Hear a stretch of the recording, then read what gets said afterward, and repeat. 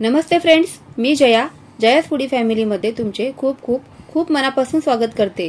दिवाळी फराळ सिरीज आपण सुरू केलेली आहे। त्यातीलच एक नवीन पदार्थ म्हणजेच पाकातले मऊसूत दाणेदार रवा लाडू कसे बनवायचे। पाकातले रवा लाडू बनवताना सगळ्यात जास्त भीती वाटते ती म्हणजे पाक व्यवस्थित बनेल का, मिश्रण जास्त कोरडं पडलं तर किंवा ओलसर झालं तर, लाडू खाताना रवा कसकस तर नाही लागणार ना। अशा छोट्या छोट्या टिप्स या व्हिडिओमध्ये शेअर केलेल्या आहेत, ज्यामुळे अशी कोणतीही भीती राहणार नाही। हा पाकातला रवा लाडू अगदी परफेक्ट बनून तयार होईल। अर्धा किलोच्या प्रमाणात हे लाडू बनवणार आहोत। सगळ्या साहित्यांचं वजनीसोबतच वाटीचे प्रमाण देखील दिलेले आहे। पहिल्यांदाच जरी हे लाडू बनवत असाल तर या पद्धतीने जर बनवले तर अजिबात लाडू चुकणार नाहीत। रेसिपी आवडली तर एक लाईक नक्कीच करा। त्याचसोबत चॅनलवर नवीन असाल तर सबस्क्राइब नक्की करा। चला तर मग फ्रेंड्स, पटकन वेळ न घालवता रेसिपीला सुरुवात करूयात। असे पाकातले मऊसूत आणि दाणेदार लाडू बनवण्यासाठी सर्वात आधी इथे आपण वजनी प्रमाण पाहूया। तर इथे आपल्याला 500 ग्रॅम म्हणजे अर्धा किलो बारीक रवा लागणार आहे। तर पाकातले लाडू बनवण्यासाठी बारीक रव्याचाच वापर करायचा आहे। अगदी 0 नंबरचा रवा इथे आपल्याला वापरायचा आहे। असा बारीक रवा नसेल तर जाड रवा मिक्सरला बारीक फिरवून चाळणीने चाळून घ्यायचा आहे। त्यानंतर अर्धा किलो बारीक रव्यासाठी इथे आपल्याला 300 ते 350 ग्रॅम साखर लागणार आहे। तुम्ही जर का कमी गोड खात असाल तर 300 ग्रॅम साखर बरोबर आहे, किंवा त्यापेक्षा गोड खात असाल तर 350 ग्रॅम साखर इथे घ्यायची आहे। त्यानंतर तूप इथे घेणार आहोत आपण। तूप 135 ग्रॅम आपल्याला लागणार आहे। तुपाचं प्रमाण 135 ग्रॅम इतकंच घ्यायचं आहे। कमी जर का आपण इथे तूप वापरलं तर लाडू आपले इथे मऊसूत बनणार नाहीत। तर आता सर्व साहित्यांचं प्रमाण वजने आणि वाटी असं दोन्ही प्रमाण मी डिस्क्रिप्शन बॉक्समध्ये यादी देत आहे, तर नक्की जाऊन चेक करावी। त्याचबरोबर स्क्रीनवरती देखील मी नावं देत आहे, तर तुम्ही ती नक्की चेक करून घ्याल। सगळ्यात महत्त्वाची गोष्ट म्हणजे रवा आपल्याला तुपामध्ये परतून घेण्यासाठी अशी जाड तळाचीच कढई इथे वापरायची आहे। यामुळे रवा अगदी व्यवस्थित परतला जातो, छान भाजला जातो। सगळ्यात महत्त्वाचं म्हणजे रव्याला अगदी एकसारखा रंग येतो। दुसरी महत्त्वाची गोष्ट म्हणजे कढई चांगली गरम करायची आणि त्यानंतर गॅसची फ्लेम अगदी स्लो करायची आहे। यामध्ये सगळं तूप काढून घेतलं आणि तूप चांगलं गरम करून घ्यायचं। तूप चांगलं गरम झाल्यानंतर यामध्ये सगळा रवा काढून घ्यायचा। लक्षात ठेवा, सगळं तूप आपल्याला एकदाच या कढईमध्ये घ्यायचं आहे। एकाच वेळी सगळाच रवा असा परतून घ्यायचा आहे। थोडं थोडं तूप ऍड करत रवा परतायचा नाही। सुरुवातीला हे तूप रव्यामध्ये असं चांगलं मिक्स करून घ्यायचं।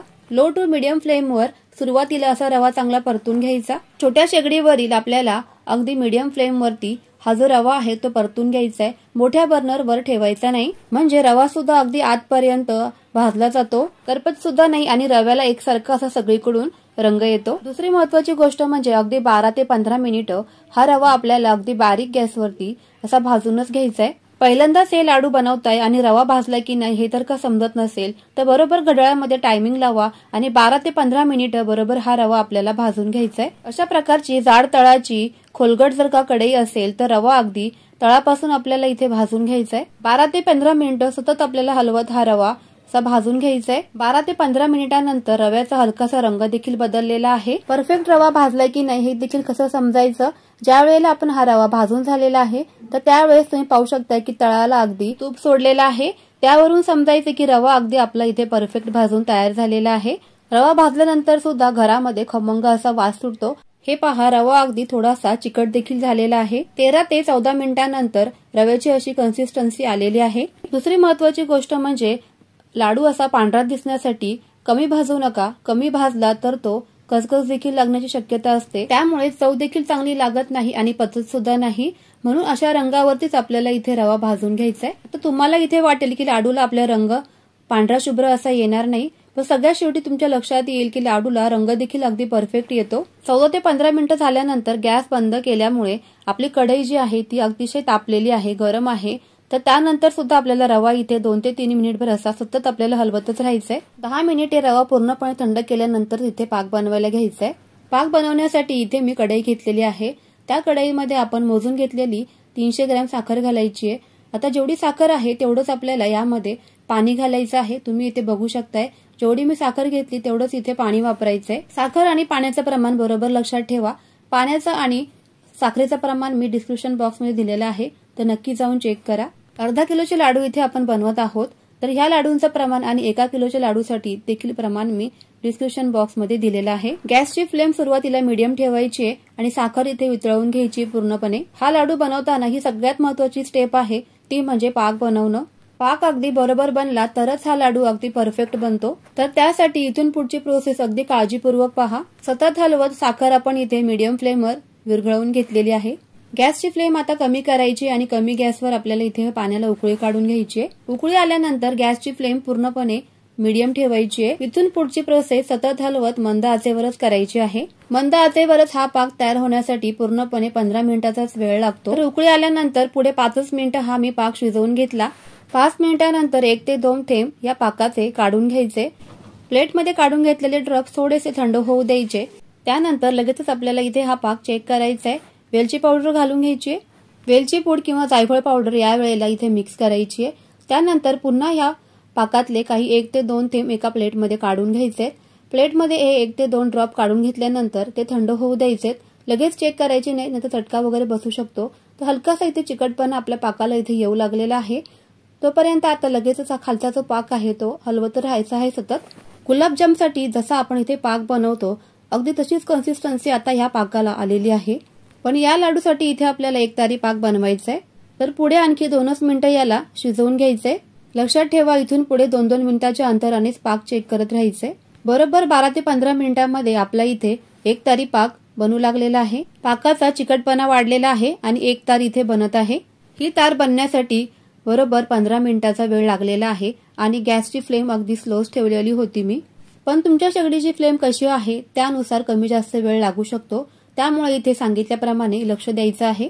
सुरुवातीला 5 मिनिटं आणि नंतर अगदी 2-2 मिनिटाच्या अंतरावरती हा पाक इथे चेक करत राहायचा आहे। आता इथे मी गॅस बंद केलेला आहे आणि इथे पाक चेक करण्याची आणखीन एक पद्धत म्हणजे आपण जो चमचा किंवा उलटणं घेतलेला आहे तर त्याचा अगदी शेवटचा जो ड्रॉप आहे तो अगदी हळूवार पद्धतीने या कढईमध्ये पडला जातो। शेवटचा थेंब अगदी तारे स्वरूपामध्ये खाली पडत आहे म्हणजे समजायचं की इथे आपला पाक परफेक्ट तयार झालेला आहे। आता याच वेळेला इथे गॅस बंद करायचा, यापेक्षा जास्त इथे पाक शिजवायचा नाही, नाहीतर मग लाडू कडक होऊ शकतील।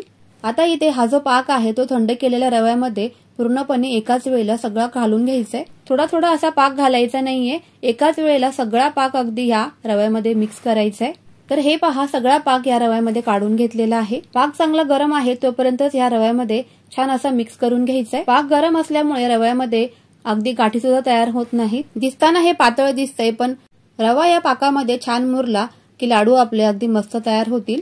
अशा पद्धतीचं मिश्रण जर का तयार झालं तर लाडू अगदी परफेक्ट बनणार आणि दाणेदार देखील बनणार। पाक पूर्णपणे ह्या रव्यामध्ये मिक्स करून घ्यायचा आणि आता हा जो पाक आहे तो या रव्यामध्ये मस्त असा मुरण्यासाठी एक आपण इथे आयडिया करूया। तर यावरती झाकण ठेवायचं आहे जड असं आणि त्यावरती एका रुमालाने असं झाकून ठेवायचंय। अगदी वाफ बाहेर येणार नाही ना तर याची इथे काळजी घ्यायची आणि पूर्णपणे जड असं झाकण यावर ठेवून द्यायचं अगदी अर्धा तासासाठी। त्यामुळे लाडू अतिशय मस्त चवीचे बनून तयार होतात।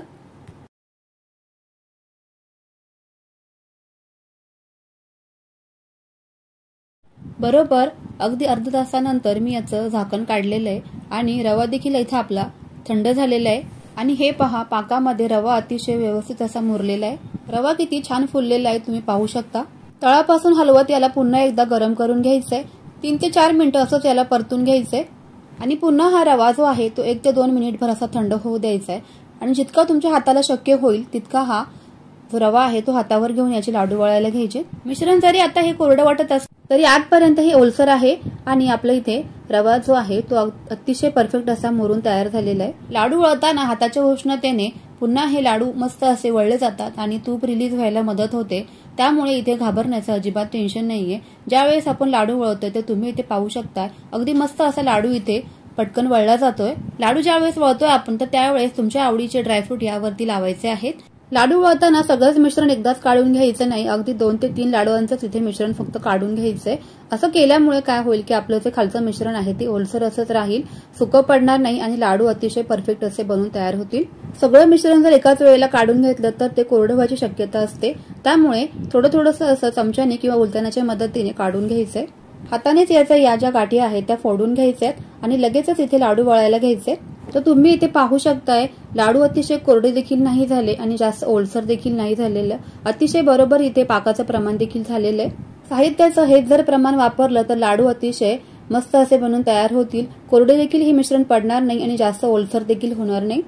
तरी पण जर का तुम्हाला हे मिश्रण इथे कोरडं वाटलं तर यामध्ये अगदी 2 ते 3 चमचे दूध घालायचे किंवा मग तूप गरम करून घालू शकता आणि त्यानंतर मग लगेचच लाडू वळून घेऊ शकता। आणि ओलसर जर वाटलं तर याला आणखी अर्धा तास इथे मुरत ठेवायचे आणि तरी देखील ओलसर वाटत असेल तर यामध्ये रवा भाजून ऍड करून घ्यायचा आहे। तर हे पहा लाडू इथे वळून झालेला आहे, मस्त गोल गरगरीत असा बनवून तयार झालेला आहे। फिनिशिंग साठी तुम्ही असे आवडीप्रमाणे ड्रायफ्रुटचा इथे वापर करू शकता, काजू, बदाम, मनुके किंवा चारोळी असे तुम्ही काहीही इथे वापरू शकता। आवडीप्रमाणे ड्रायफ्रुट असं वर्ण लावायचे। मस्त गोल गरगरीत, दाणेदार आणि अतिशय परफेक्ट रंगाचे असे हे लाडू इथे बनलेले। या पद्धतीने मस्त असे एकसारखे लाडू इथे बनवून तयार झाले आणि याच पद्धतीने जर लाडू बनवले तर चुकण्याची अजिबातच शक्यता नाहीये। पहिल्यांदा जर का तुम्ही लाडू बनवताय तर मी सांगितलेलं परफेक्ट टायमिंग, प्रमाण आणि पद्धत फॉलो करायची आहे आणि त्याच पद्धतीने इथे लाडू बनवायचे। लाडू 100% अतिशय बरोबर बनणारच आणि त्याचबरोबर चवीला देखील अप्रतिम असा बनणार आहे। तर तुम्ही इथे पाहू शकताय सगळ्या लाडूला अगदी एकसारखा रंग देखील आलेला आहे, अगदीच पांढरे शुभ्र देखील हे लाडू बनलेले नाहीयेत, मस्त असा रंग देखील आलेला आहे लाडूला तुम्ही इथे पाहू शकताय। एक लाडू तुम्हाला इथे मी तोडून दाखवत आहे। लाडू अतिशय परफेक्ट असे मऊ देखील बनलेले आहेत, कठीण किंवा कडक असे झालेले नाहीयेत, दाणेदार असे लाडू इथे बनवून झालेले आहेत। 2 वर्षाच्या लहान बाळापासून ते अगदी वयस्कर व्यक्ती देखील हे लाडू खाऊ शकतात। अतिशय मऊसूत, दाणेदार आणि स्वादिष्ट असे हे लाडू इथे बनवून तयार झालेले आहेत। असे मऊसूत, दाणेदार आणि परफेक्ट रंगाचे लाडू हे तुम्ही नक्की बनवून बघा या दिवाळीला। आणखीही दिवाळी फराळाच्या व्हिडिओज मी अपलोड केलेले आहेत, ते सर्व व्हिडिओ सुद्धा नक्की पहा, त्याची लिंक मी डिस्क्रिप्शन बॉक्समध्ये देत आहे, ते नक्की जाऊन बघा।